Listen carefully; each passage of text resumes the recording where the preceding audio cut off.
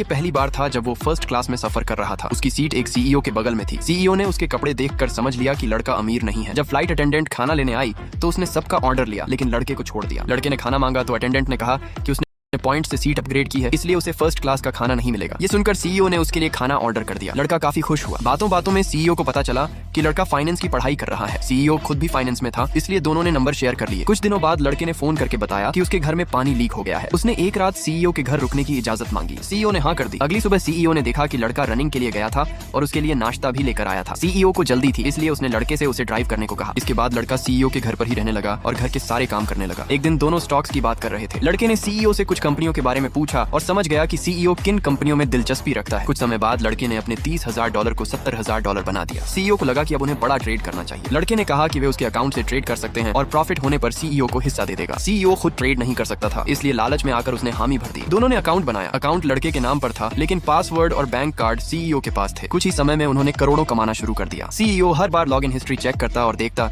कि लड़के ने कभी अकाउंट में लॉग इन नहीं किया। इससे उसका भरोसा पूरी तरह बढ़ गया। लेकिन कुछ महीनों बाद एक सुबह लड़का अचानक गायब था। उसका फोन भी बंद था और टेबल पर नाश्ता रखा था। सीईओ को अपनी ड्रॉअर में एक नोट मिला। उसमें लिखा था, मुझे ढूंढने की कोशिश मत करना, मुझे तुम्हारे सारे राज्य पता है। सीईओ ने अकाउंट खोलने की कोशिश की लेकिन अकाउंट गायब था। बैंक पहुंचने पर उसे पता चला कि लड़के की आईडी के बिना वो कुछ नहीं कर सकता। तभी सीईओ को समझ आया कि अकाउंट में पड़े $2 करोड़ यानी करीब 160 करोड़ रुपए उसके हाथ से हमेशा के लिए निकल चुके थे।